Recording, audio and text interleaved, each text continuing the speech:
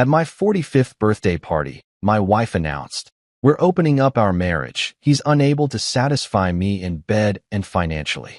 My wife's friends cheered. I smiled. "And who is your new partner?" my wife proudly said. "My ex-boyfriend. I have missed his touch." I laughed. "Here is you and your ex-lover's medical report." The room went silent. You know that feeling when you're standing on the edge of a cliff, but you don't realize you're about to fall? Yeah, that was me, adjusting my navy blazer for the third time while standing outside Meridian's, the kind of upscale joint where they charge you $28 for a salad and act like they're doing you a favor. Blair had picked this place, naturally. My wife had a thing for pretentious spots with names that sounded like luxury car models and waiters who introduced themselves like they were auditioning for Shakespeare in the park. "Just breathe, man," I muttered to myself, checking my reflection in the tinted windows. The blazer looked good. Hell, it better have, considering what Blair dropped on it last Christmas. She'd called it an investment piece, which is wife speak for ridiculously expensive, but makes you look like you could actually afford to eat at places like this. The thing is, she wasn't wrong. The deep navy fabric did make me look more substantial, I guess. More like a guy who had his act together instead of someone whose marriage had been circling the drain for the better part of 2 years. The hostess, all fake eyelashes and practiced smiles, led me through the main dining room toward the private lounge Blair had reserved. Of course she'd gone with the private room. Blair Mackenzie, soon-to-be ex-Blair Mackenzie, though I didn't know that yet, never did anything halfway. If she was throwing me a 45th birthday party, it was going to be Pinterest perfect, or she wasn't doing it at all. I could already hear the carefully curated playlist drifting through the mahogany doors. Our songs, as she liked to call them. You know, the soundtrack to our relationship's greatest hits, back when we actually had those. The room was exactly what I'd expected, dimmed lighting that was supposed to be intimate, but mostly just made everything look expensive and slightly mysterious. Velvet napkins that probably cost more than most people's dinner, and enough fresh flowers to stock a funeral home. Blair was already there, naturally, holding court near the bar in that emerald green dress that hugged her curves in all the right places. She looked stunning, which was both her superpower and her curse. At 42, she could still turn heads at the grocery store, and she knew it. Hell, we all knew it. "There's the birthday boy," she called out, rushing over with arms extended like we were starring in some romantic comedy instead of living through whatever psychological thriller our marriage had become. Her hug lingered a beat too long, and I caught a whiff of her perfume. The expensive stuff she saved for special occasions. Warning sign number 1, though I was too busy playing the part of grateful husband to notice. The guest list was pure Blair. Her sister Monica with her husband Derek, her book club friends Sarah and Jennifer, my buddy Jonah from college, and a handful of her work colleagues from the PR firm. Notably absent were most of my friends, but that had become standard operating procedure lately. Blair had this talent for making my buddies feel unwelcome without ever saying anything directly. Just little comments here and there, subtle eye rolls when they'd tell their stories, the kind of death by 1,000 cuts social assassination that women have perfected since the dawn of time. "Honey, I'm so glad you wore the blazer," Blair whispered in my ear, her hand resting possessively on my chest. "You look powerful tonight. Confident." She smiled that smile. The one that used to make my knees weak, but it started feeling more like a business transaction lately. "I have such a special evening planned for you." The cocktail hour was typical Blair production value. Top shelf everything. Appetizers that looked like tiny sculptures, and conversation that stayed safely in the shallow end of the pool. Monica regaled us with stories about her latest kitchen renovation, while Derek nodded along like he gave a damn about subway tiles versus natural stone backsplashes. The PR crew talked shop about their latest client, some influencer who was disrupting the wellness space with overpriced supplements and yoga pants. I nursed my whiskey and tried to look interested, but my mind kept wandering to the stack of bills on my desk at home and the conversation Blair and I needed to have about our credit card debt. That should have been warning sign number 2. Blair acting like money grew on trees when we'd been fighting about finances for months.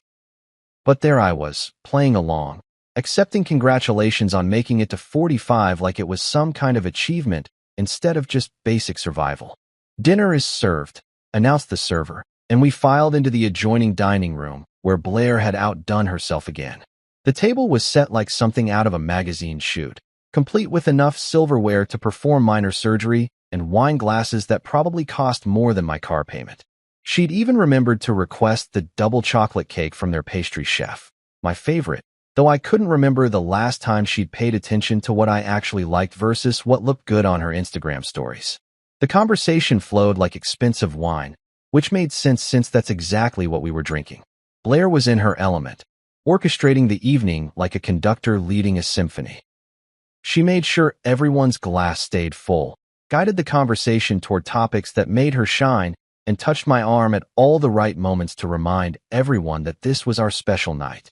It was a masterclass in social performance, and I had to admit, even with everything that was wrong between us, she was damn good at it. But something felt off. Not wrong. Exactly. More like that feeling you get when you walk into a room and everyone stops talking just a beat too quickly.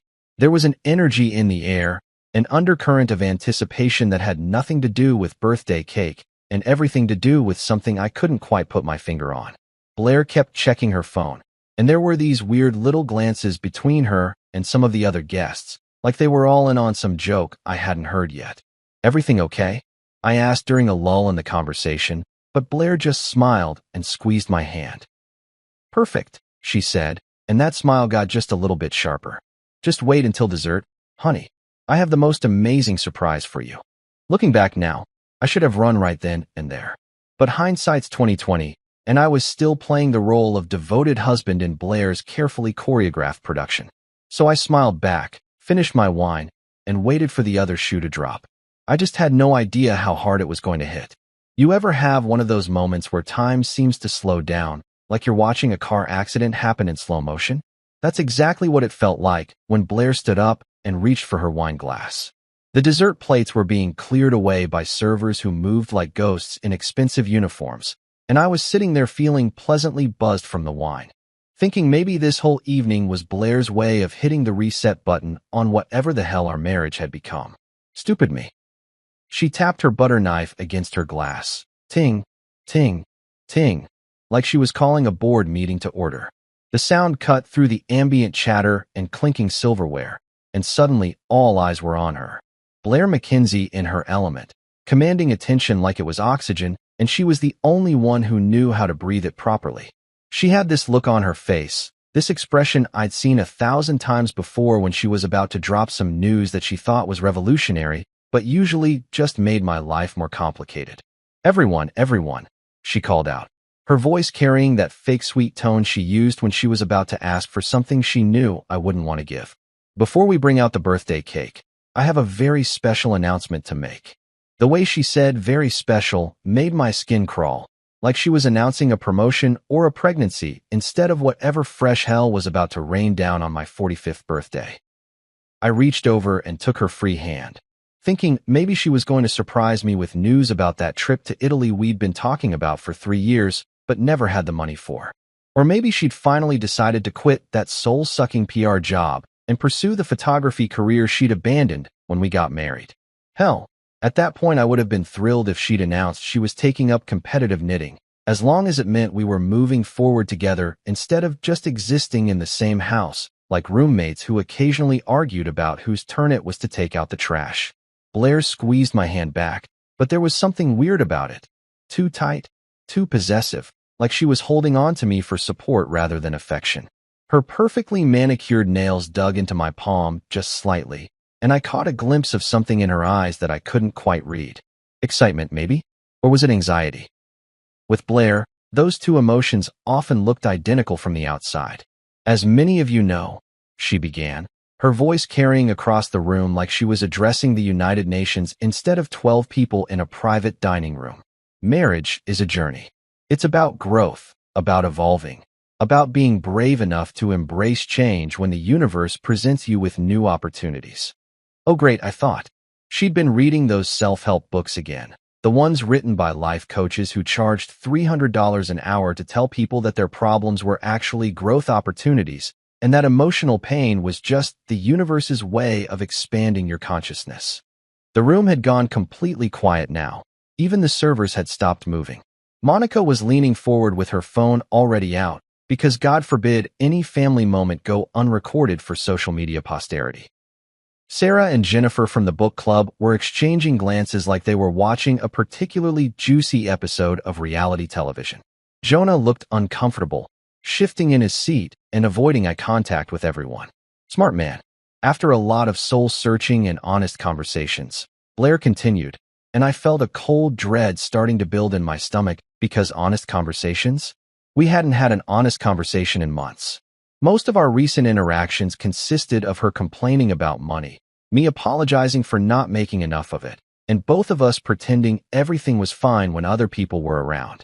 We've decided to open up our marriage, she announced, her voice bright and cheerful like she was telling everyone we decided to get a puppy.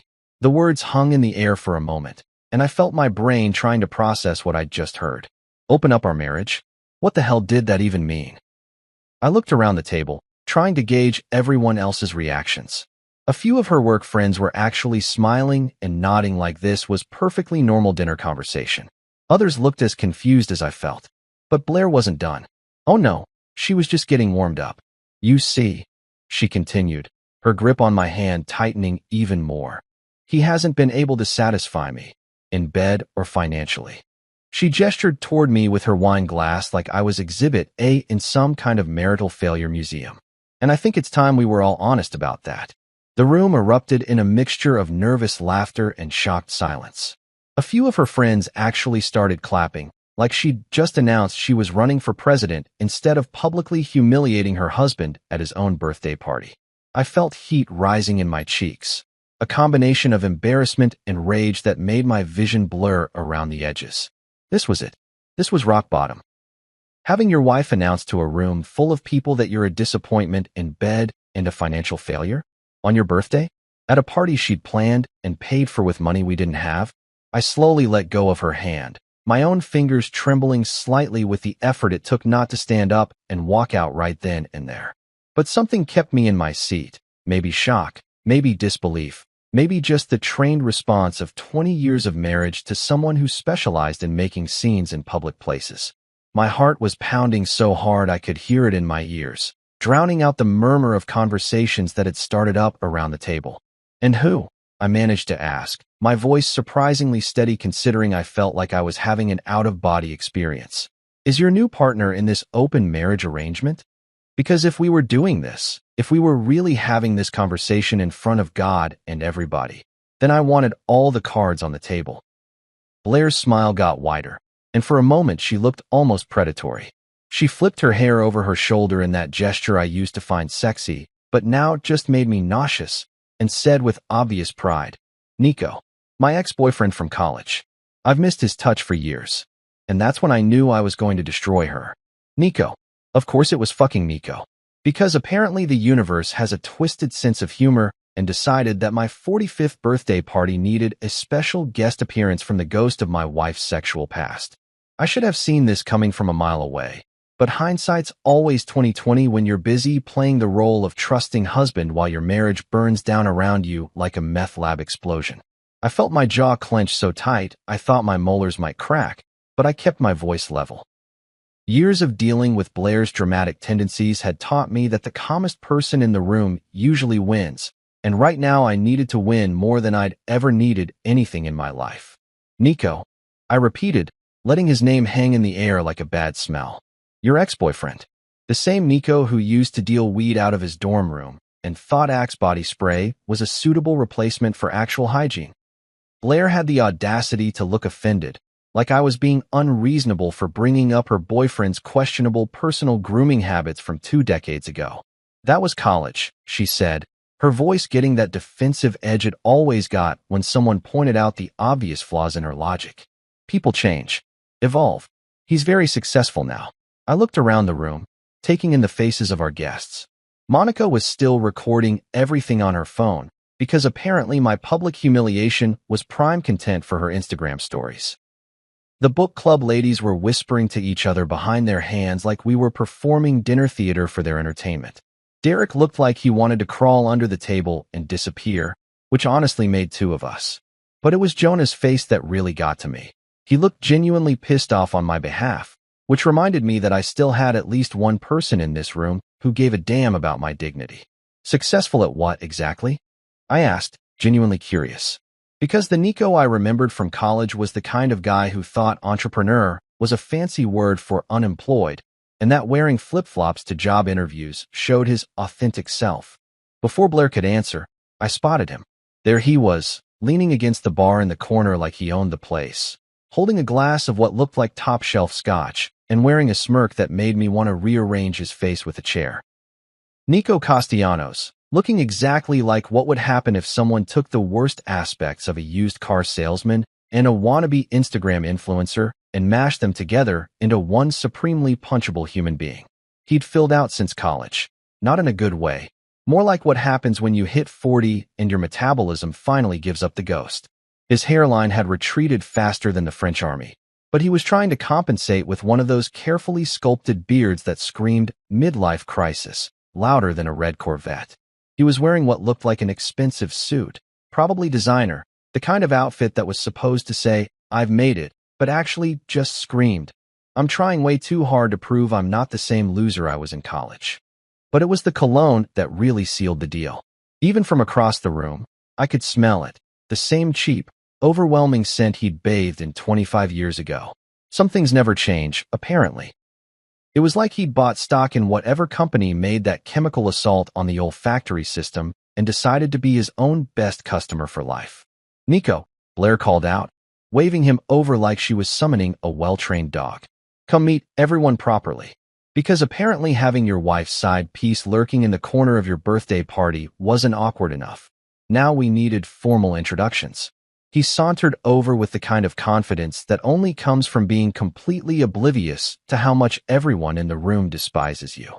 "Hey there, champ," he said to me, extending his hand like we were old buddies meeting up for a beer instead of whatever the hell this situation was supposed to be.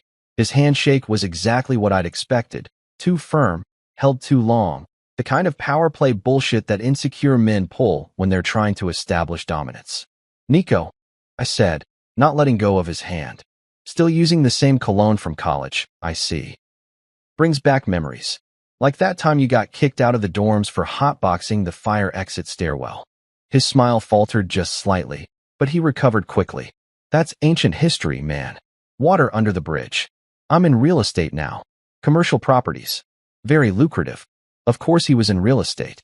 Every douchebag who couldn't hack it in a real career eventually ended up selling property and calling themselves an entrepreneur. "How wonderful," I said, finally releasing his hand. "And how long have you and my wife been reconnecting?" Blair jumped in before he could answer, her cheeks flushing slightly.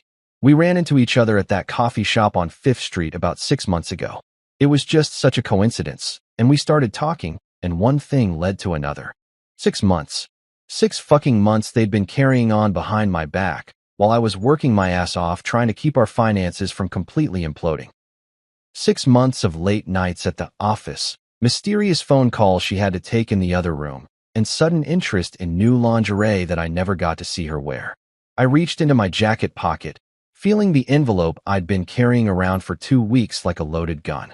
The envelope that was about to turn this whole dog and pony show on its head. Because while Blair had been busy planning her grand announcement and coordinating with her new boy toy, I'd been doing a little investigating of my own. "Well," I said, pulling out the envelope with a smile that probably looked more predatory than friendly, "since we're all sharing tonight, I have a little surprise of my own." I held up the manila envelope, watching as Blair's eyes locked onto it with the kind of focused attention usually reserved for car accidents and natural disasters. "What's that?" she asked, but her voice had lost some of its confident edge. "Your birthday gift?" I said, walking toward the center of the room where everyone could see. "From both of you, actually. There's something deeply satisfying about watching someone's entire world crumble in real time, especially when that someone just spent the last 10 minutes publicly humiliating you at your own birthday party." I stood there in the center of the room, holding that manila envelope like it was Excalibur and I was about to pull it from the stone, watching Blair's face as she tried to figure out what kind of surprise her loving husband could possibly have for her on this magical evening of marital revelation. The room had gone dead silent again, but this time it felt different. Before, It was the kind of silence that comes with shock and secondhand embarrassment. Now it felt electric, like everyone could sense that something big was about to happen, but nobody knew whether to run for cover or grab popcorn. Monica had her phone aimed at us like she was documenting a nature special, probably already calculating how many likes this footage was going to get her. I smiled. Not the fake, practice smile I'd been wearing all evening, but something genuine and possibly a little unhinged. The kind of smile that comes from finally having the upper hand after months of being treated like a supporting character in my own life. Since we're all being so wonderfully honest tonight, I said, my voice carrying across the room clear as a bell, I thought it was only fair that I contribute to the conversation. Blair was staring at the envelope like it might contain a live snake, which honestly wasn't that far off. Her perfectly applied makeup couldn't quite hide the way all the color had drained from her face, and I noticed her hands were starting to tremble slightly. Good. Let her feel a fraction of the anxiety I'd been living with for months, wondering why my wife had suddenly become so secretive, so distant, so fucking cruel. Honey, she said, and her voice had that carefully controlled tone she used when she was trying to manage a situation that was spinning out of her control. What is that?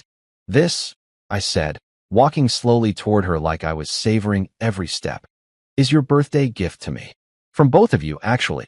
I glanced over at Nico, who had somehow managed to look even more uncomfortable than Derek, which was saying something. The smug confidence from 5 minutes ago had evaporated faster than cheap cologne in a windstorm. I handed the envelope to Blair with all the ceremony of a funeral director passing over cremation papers. She took it with shaking hands, her eyes never leaving my face, probably trying to read some hint of what was coming. But I'd had 2 weeks to practice my poker face, 2 weeks to imagine this exact moment, and I wasn't about to give her any previews of the main event. She opened the envelope with the kind of careful precision you usually see in bomb disposal movies, like she was afraid it might explode in her face. Which, in a way, it was about to. She pulled out the papers, official letterhead, clinical language, the kind of documentation that doesn't lie or embellish or try to spare anyone's feelings. Just cold, hard facts in black and white. I watched her read the first few lines, watched her perfect composure start to crack like ice in spring. Her mouth felt open slightly, and she made this little gasping sound that might have been funny under different circumstances. But this wasn't funny. This was justice. What is this? Nico demanded, stepping closer and trying to read over her shoulder. But Blair jerked the papers away from him, clutching them to her chest like they were state secrets. The irony wasn't lost on me. After 20 years of marriage, she was still trying to keep secrets, even when the cat was already out of the bag and doing backflips on the dinner table. I turned to address the room, because if we were doing this, we were going to do it right. All cards on the table. No more lies. No more pretending everything was fine when it was actually a flaming pile of garbage. Ladies and gentlemen, I announced, channeling my inner game show host. What you're looking at is a medical report from the Riverside Health Clinic, dated 2 weeks ago. The silence in the room was so thick you could have carved it up and served it with the leftover cake. I could practically hear everyone's brain cells working overtime, trying to process what kind of medical report could possibly be relevant to this clusterfuck of a dinner party. It's a comprehensive STD panel. I continued, my voice steady as a rock, for both Blair McKenzie and Nico Castellanos. Both of whom, according to these completely legitimate and legal documents, tested positive for chlamydia. The word chlamydia hit the room like a grenade going off in a library. Monica's phone actually slipped out of her hands. I heard it hit the floor with a satisfying crack. Sarah from the book club made a choking sound like she was trying not to throw up her $30 salmon.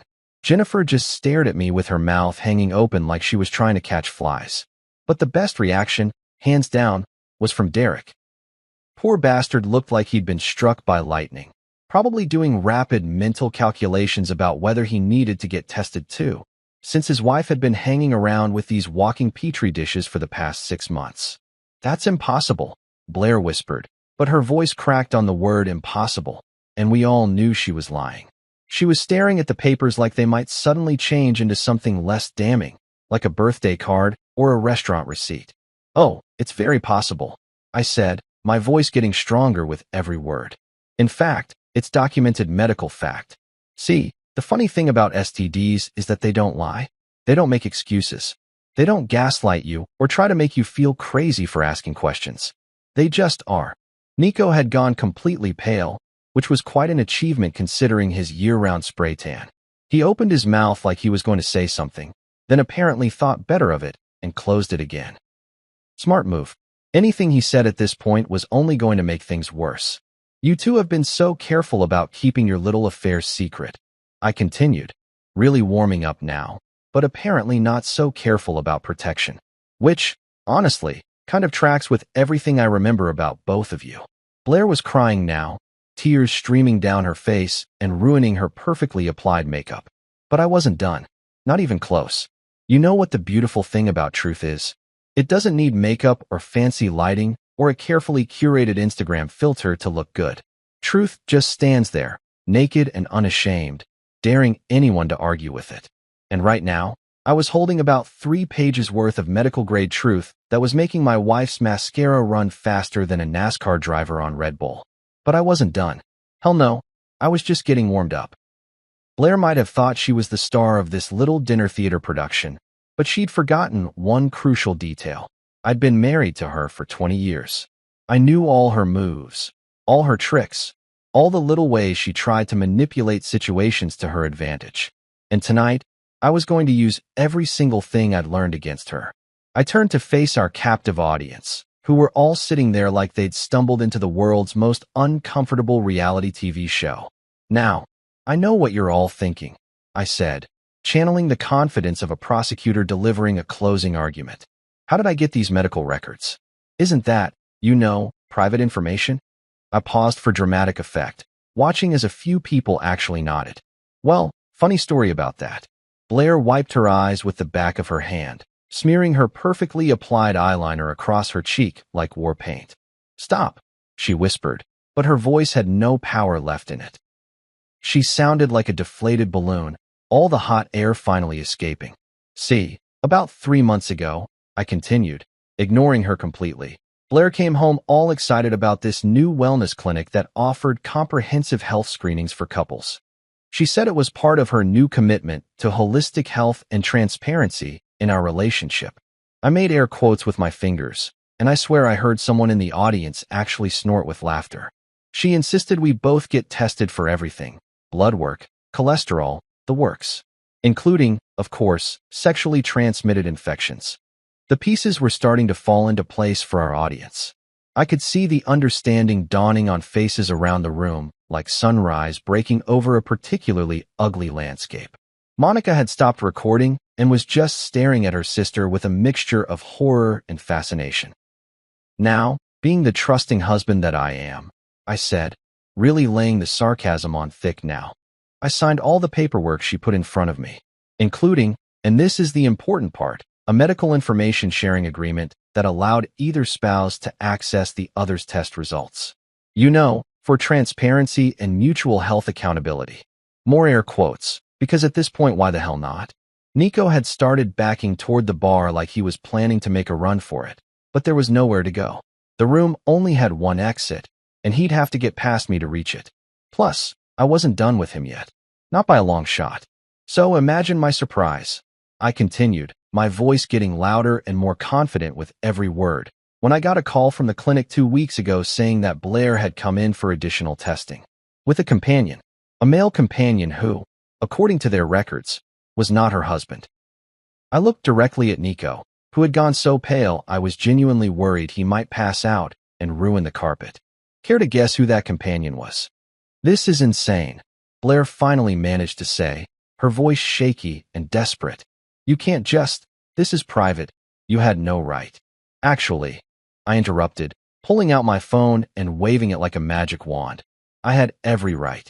Because, and this is the really beautiful part, when you signed that medical information sharing agreement 3 months ago, you gave me legal access to any and all test results conducted under your name at that facility, including the ones from 2 weeks ago, including the ones that show both you and your boy toy here testing positive for an STD that I, your faithful husband of 20 years, somehow managed to avoid contracting.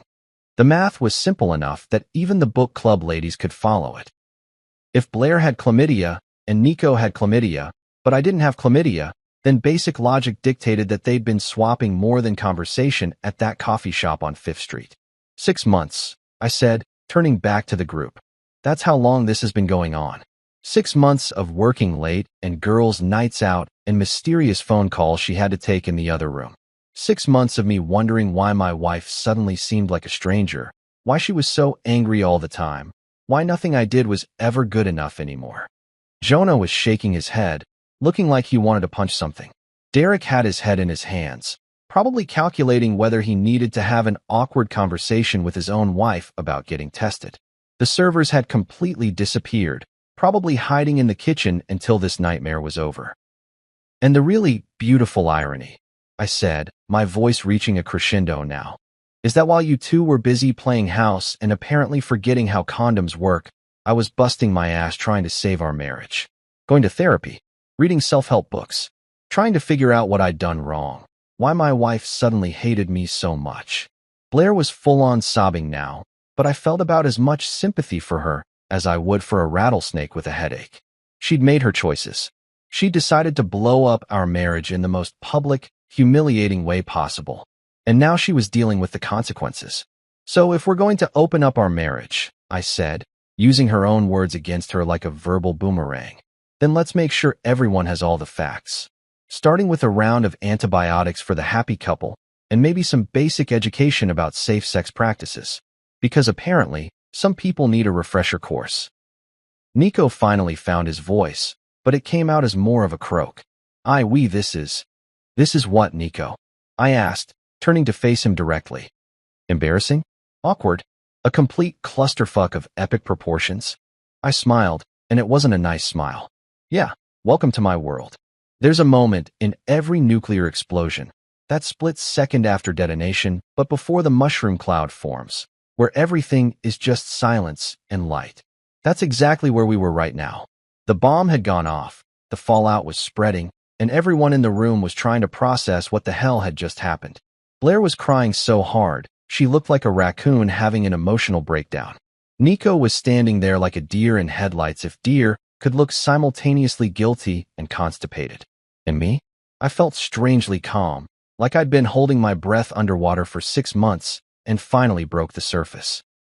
Blair opened her mouth, probably to start damage control or launch into one of her famous justification speeches where somehow everything bad that happened was actually someone else's fault. But I wasn't interested in hearing it. I'd listened to enough of her bullshit to last several lifetimes, and tonight was about truth, not whatever alternative reality she was about to try to spin. I held up my hand, not aggressive, not angry, just firm. The kind of gesture that says stop in every language known to humanity. Save it, I said, my voice cutting through her sobs like a hot knife through butter. You've had your say. This was your stage, your big moment, your grand announcement. And now it's mine. The power shift in the room was almost palpable. 20 minutes ago, Blair had been the director of this little production, orchestrating every moment, controlling every conversation. Now she was just another actor in a play where someone else was calling the shots. It was fascinating to watch, in the same way that watching a controlled demolition is fascinating, terrible and destructive, but weirdly satisfying when the building that's coming down needed to go anyway. I looked around the room, taking in each face one by one. Monica, still clutching her cracked phone, looking like she'd rather be literally anywhere else on Earth. The book club ladies, probably already composing the group text they were going to send the moment they got in their cars. Derek, poor bastard, looking like he was questioning every life choice that had led him to this moment. The PR crew, treating this whole thing like research for their next crisis management case study. Thank you all for coming tonight, I said, my voice steady and polite, like I was wrapping up a normal dinner party instead of the spectacular implosion of a 20-year marriage. I know this wasn't exactly the entertainment you were expecting when you RSVP'd, but life's full of surprises, isn't it? A few people actually nodded, probably on autopilot, because what the hell do you say to something like that? There's no greeting card for, sorry you had to witness my wife's public humiliation of me followed by my equally public destruction of her credibility. Hallmark really needs to expand their product line. You can take the cake home, I continued, gesturing toward the ridiculously expensive double chocolate monstrosity that was still sitting there, untouched, like a sweet metaphor for our marriage. Beautiful on the outside, but nobody really wanted to dig into it. I've lost my appetite. And that was it. No dramatic storming out, no shouting match, no thrown dishes or overturned tables. Just a simple statement of fact delivered with the kind of calm that comes from finally being done with a situation that's been eating you alive for months. I turned toward the exit, moving with the deliberate pace of someone who knows exactly where they're going and doesn't need to rush to get there. Wait, Blair called out behind me, her voice cracking like a teenager whose voice was changing. We need to talk about this. We need to work this out. We can get counseling. We can. I paused at the doorway but didn't turn around. No, I said, the single word carrying more finality than a judge's gavel. We really don't. Because what was there to work out exactly? She'd been cheating on me for 6 months, had contracted an STD in the process, and had chosen to announce our marital problems to a room full of people at my birthday party. That wasn't a relationship issue. That was a character issue, and you can't counsel someone into being a decent human being. I walked out of that restaurant like I was walking out of my old life, which in a way, I was. The valet brought my car around. Not the fancy BMW Blair had wanted me to lease, but my practical Honda that was paid off and reliable and didn't require me to eat ramen for lunch to afford the payments. As I pulled away from the curb, I could see people streaming out of the restaurant, probably calling Ubers and planning their escape routes from what would undoubtedly go down as the most uncomfortable dinner party in recent memory. My phone was already buzzing with texts, but I ignored them. There would be plenty of time later to deal with the aftermath, to answer questions, to explain myself to people who thought they deserved an explanation. Right now, I just wanted to drive. Jonah was waiting in the parking lot, leaning against his car with his arms crossed, looking like a bouncer who'd just watched someone get thrown out of the club. He'd texted me earlier in the week, asking if I needed backup for tonight. At the time, I'd thought he was being paranoid. Now I realized he'd probably seen this coming from a mile away. You ready? He asked as I rolled down my window. Yeah, I said, and for the first time in months, I actually meant it. Let's go home. The real home. Because that was the other thing Blair didn't know yet. While she'd been busy planning this evening's entertainment and coordinating with her boy toy, I'd been making plans of my own. Real plans. Exit strategies. The kind of preparations you make when you finally accept that some things can't be fixed, only escaped from. I followed Jonah's taillights through the city streets, leaving behind the restaurant, the party, and 20 years of a marriage that had died so slowly I hadn't even noticed when it stopped breathing. You know that feeling when you finally take off shoes that have been pinching your feet all day? That relief when the pressure stops and you can actually breathe again? That's what the first week after the birthday party felt like, except instead of tight shoes, it was a 20-year marriage that had been slowly suffocating me without me even realizing it. Funny how you can get used to pain when it creeps up on you gradually enough. The new place was a 2-bedroom condo in a complex that didn't try too hard to impress anyone. No fancy fountain in the lobby, no doorman in a ridiculous uniform, just clean lines and honest materials that didn't pretend to be something they weren't. It was about half the size of the house Blair and I had shared, but somehow it felt bigger. Probably because I could actually breathe in it without wondering what fresh hell was waiting around the next corner. I'd been planning this move for 3 months, ever since I'd started noticing the pattern of late nights and mysterious phone calls that Blair thought she was hiding so well.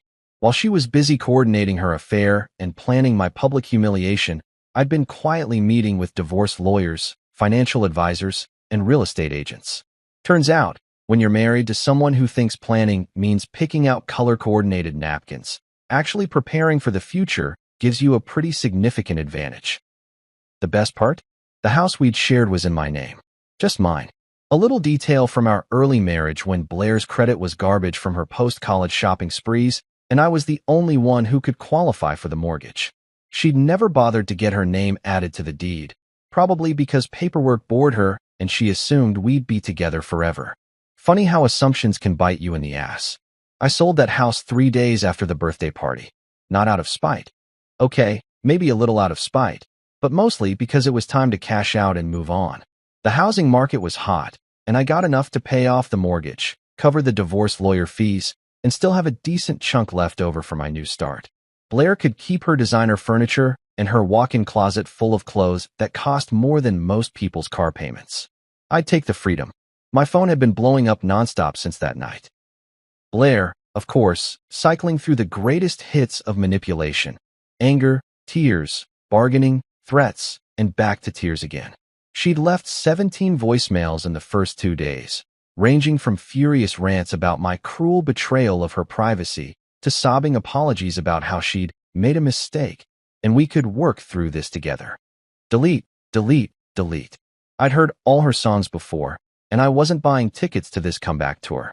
But it wasn't just Blair. Monica had called 6 times, trying to play peacemaker like this was some misunderstanding that could be solved with a family dinner and uncomfortable small talk. The book club ladies had apparently designated Sarah as their representative, and she'd sent a series of increasingly desperate texts asking if I was okay, and if there was anything they could do. Even Derek had reached out, though his message was just, "Dude, what the fuck?" which honestly was the most appropriate response anyone had given me so far. The only calls I answered were from Jonah, my brother Kellen, and my lawyer. Everyone else could leave a message or figure out how to move on without my participation in their drama. Because that's what it was, drama. Blair had spent so many years turning every minor disagreement into a 3-act play that she'd forgotten some of us preferred reality to performance art. Kellen drove down from Sacramento the weekend after everything went down, bringing beer and Chinese takeout and absolutely zero judgment about my decision to blow up my marriage at a dinner party. "About time," was all he said when I finished telling him the whole story. "I was wondering when you were going to stop being a doormat. Thanks, little brother. Really appreciate the support." But he wasn't wrong. We spent the weekend setting up the new place, hanging pictures, arguing about where the couch should go, and generally pretending that assembling IKEA furniture was a normal brotherly bonding activity instead of therapy for my shattered life. Kellen had always been the practical one in the family, the guy who figured out how to fix things instead of just complaining about them being broken. Having him there reminded me that there were people in my life who actually gave a damn about my happiness instead of just using me as a supporting character in their own personal soap opera.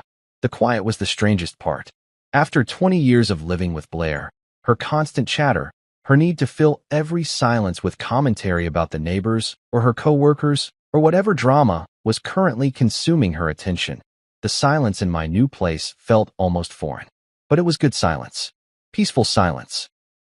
The kind of quiet that lets you actually think your own thoughts without someone else's agenda crowding them out. I started hiking again, something I'd given up years ago because Blair thought it was boring and sweaty, and she didn't understand why anyone would voluntarily walk uphill when elevators existed. Every weekend, I'd drive up to the trails in the foothills, sometimes alone, sometimes with Kellen when he was in town. There's something about putting one foot in front of the other, focusing on nothing but the path ahead and the rhythm of your breathing. That puts things in perspective. And then there was Amira, my goddaughter. Kellen's kid, 8 years old and absolutely fearless in the way that only children can be. She didn't know the details of why Uncle Jake suddenly had a new apartment and why Aunt Blair wasn't around anymore, and she didn't need to.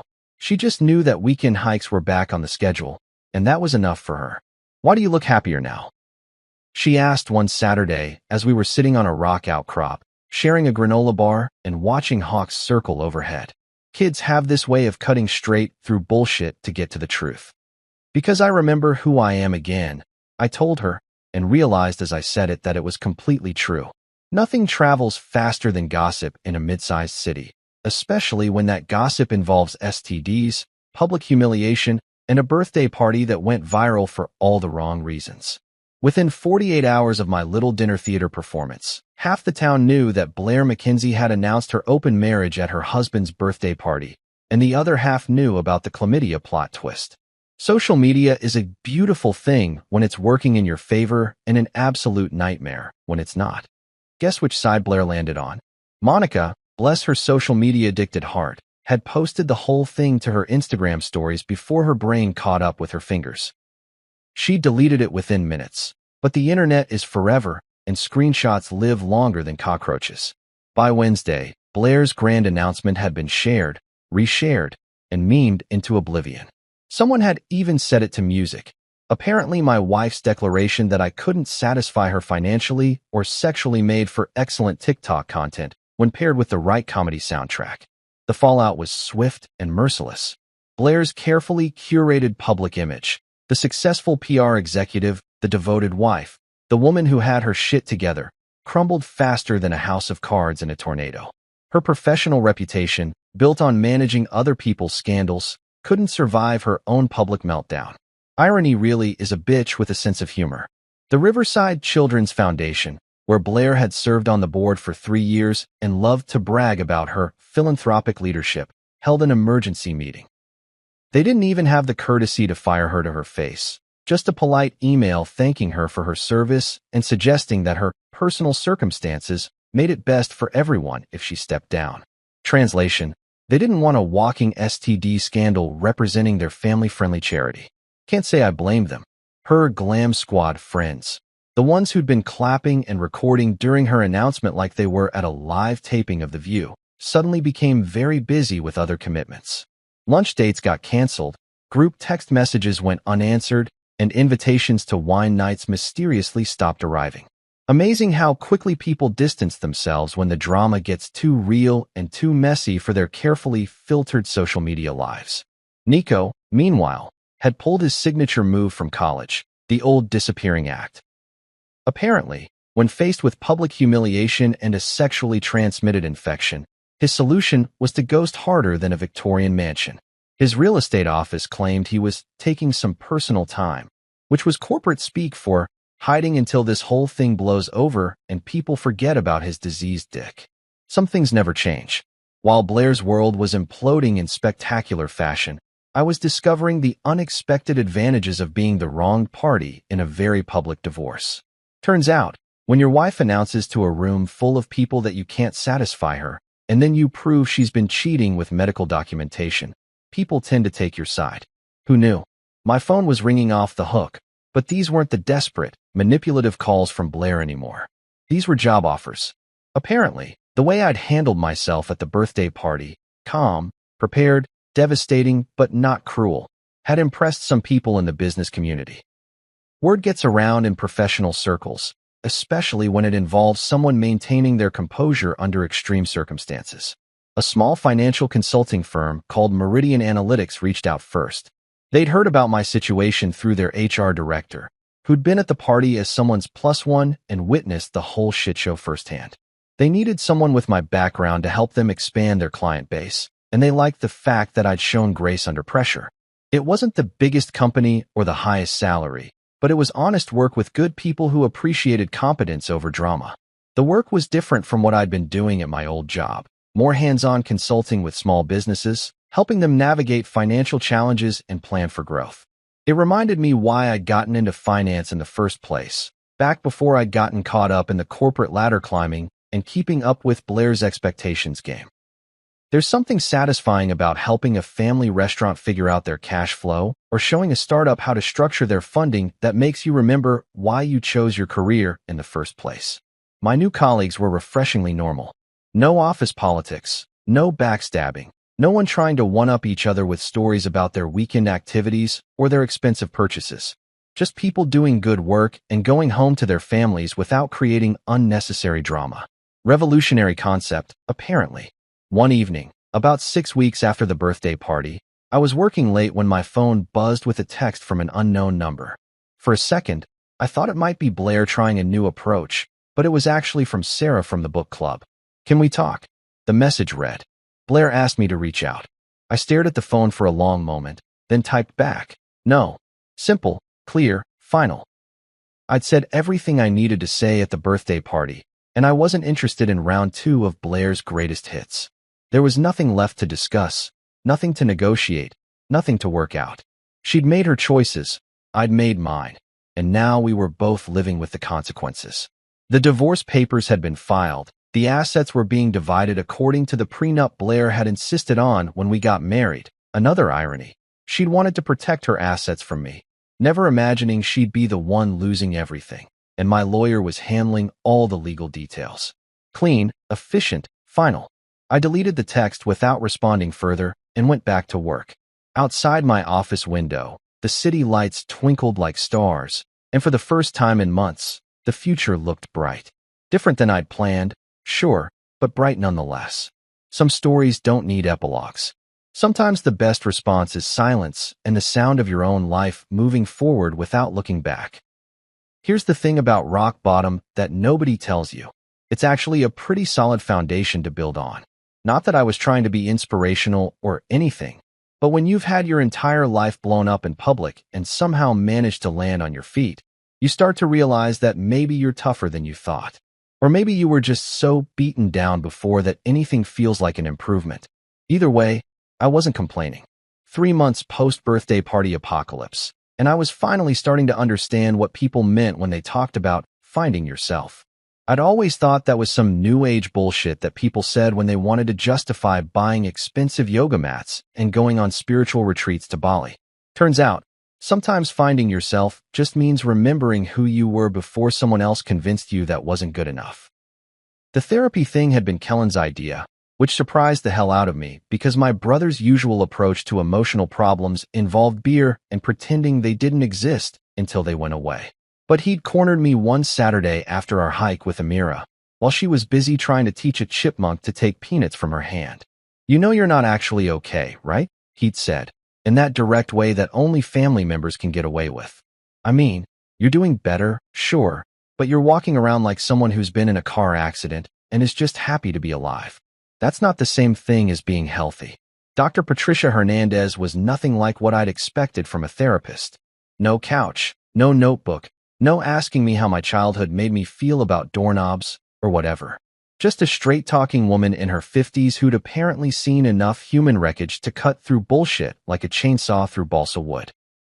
"Your wife publicly humiliated you, then tried to manipulate you into accepting an open marriage that was really just permission to continue her affair," she said during our second session, like she was reading items off a grocery list.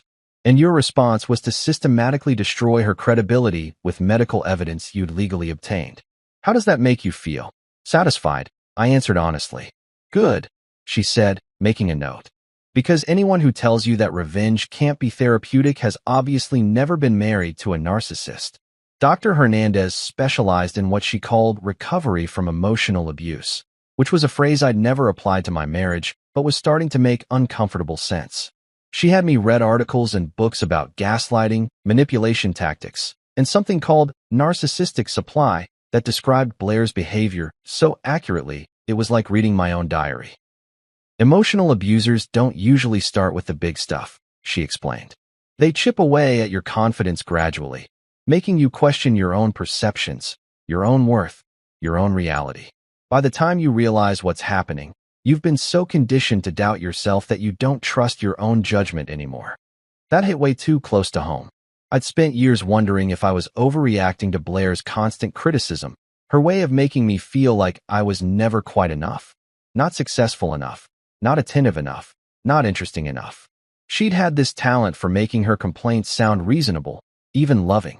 "I just want you to reach your potential," or "I'm only saying this because I care about you."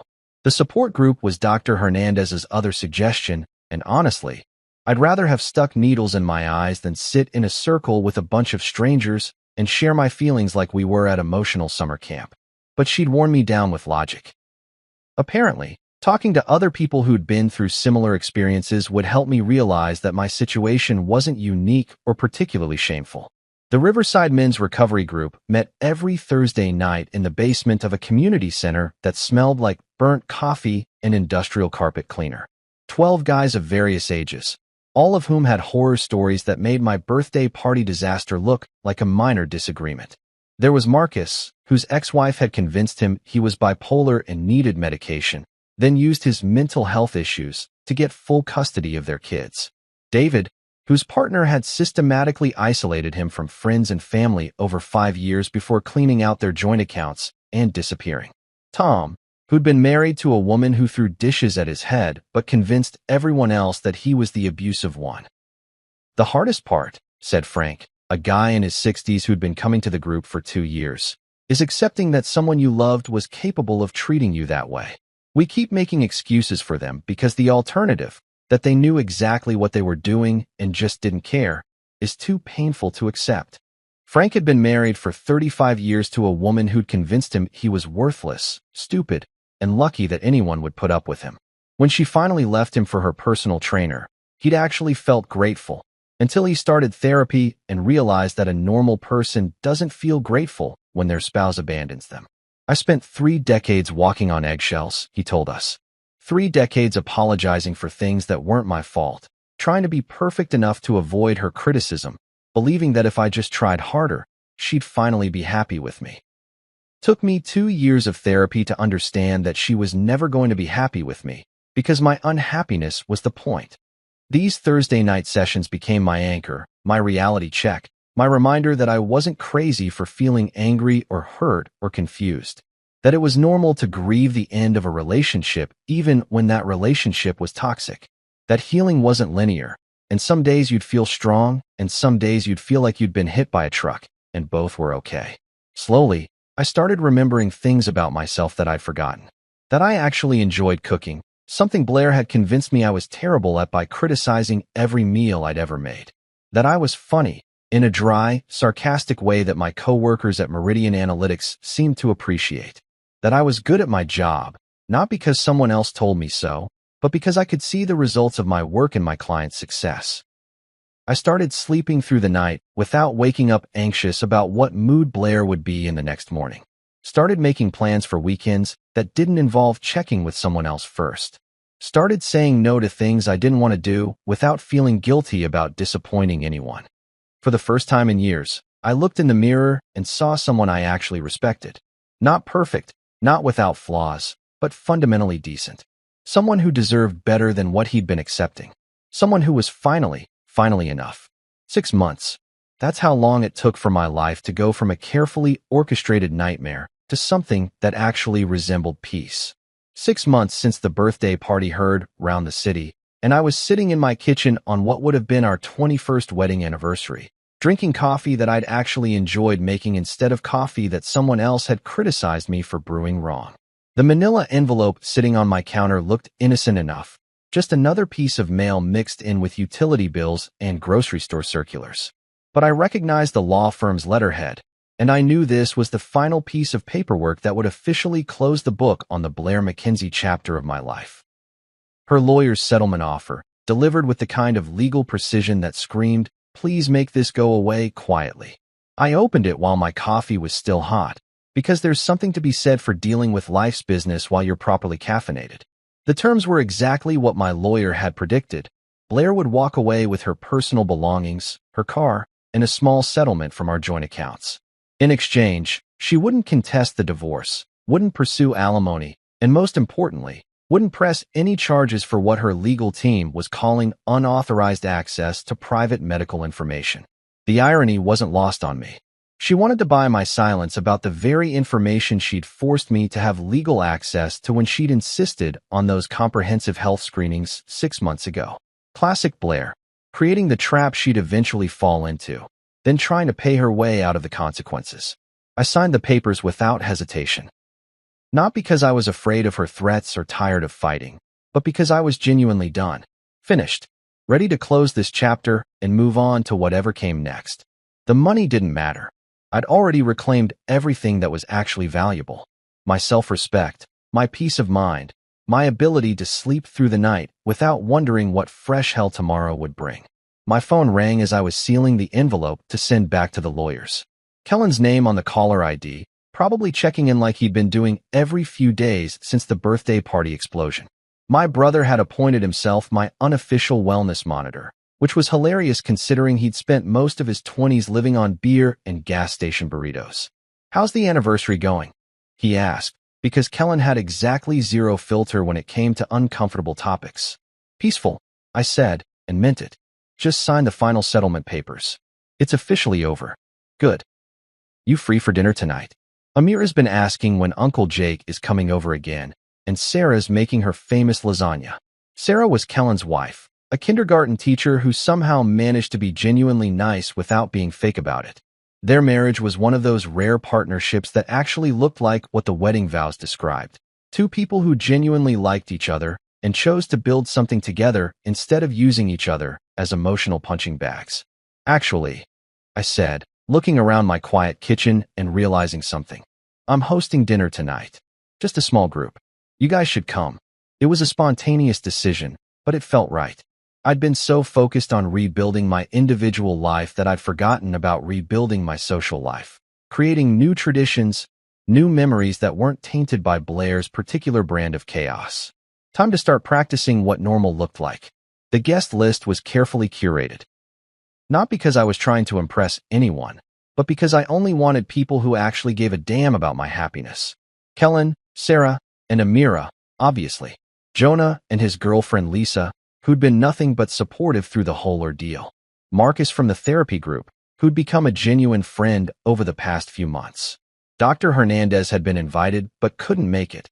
Something about maintaining professional boundaries, though she'd seemed genuinely pleased that I was taking steps to build a social support network. I spent the afternoon cooking, actually cooking, not just heating up whatever was easiest. Grilled salmon with herbs from the little garden I'd started on my balcony, roasted vegetables that I'd seasoned the way I liked them, not the way someone else thought they should taste. A chocolate cake from the bakery down the street, because life's too short for bad dessert, and I'd learned to outsource the things I wasn't good at instead of apologizing for them. The evening was everything the birthday party hadn't been: genuine, relaxed, filled with actual laughter instead of performative social media moments. Amira regaled us with stories from 3rd grade, including a detailed explanation of why her teacher was wrong about the proper way to color inside the lines. Sometimes the best parts happen outside the lines, Uncle Jake, she said with the kind of 8-year-old wisdom that cuts straight to the truth. Marcus brought his guitar and played some acoustic songs that didn't suck, which was a refreshing change from the curated playlist hell of my previous life. Jonah and Lisa told stories about their recent trip to Portland, complete with photos of food trucks and breweries that looked actually fun instead of Instagram optimized. Kellen and Sarah just sat there looking comfortable in their own skin, the way couples do when they're not constantly performing their relationship for an audience. No dramatic announcements. No hidden agendas. No one trying to use the evening as a platform for their personal drama. Just good food, good company, and the kind of conversation that happens when people actually like each other and aren't afraid to show it. As I looked around the table while we were finishing dessert, I realized something important. This was what victory looked like. Not the explosive satisfaction of watching your enemy's world crumble, though that had definitely had its moments. Real victory was quieter than that. It was the ability to sit in your own space with people you cared about, without walking on eggshells or managing someone else's emotions or wondering when the other shoe was going to drop. The most powerful revenge, I'd learned, wasn't destroying your opponent. It was building something better than what you'd lost, something authentic and sustainable and genuinely yours. It was the peace that comes from finally being done with other people's bullshit and choosing to surround yourself with humans who enhance your life instead of draining it. The best birthday gift I'd ever received was the truth. But the best anniversary gift I could give myself was this: a quiet evening with real friends, in a space that was entirely mine, celebrating not what I'd lost, but what I'd found me.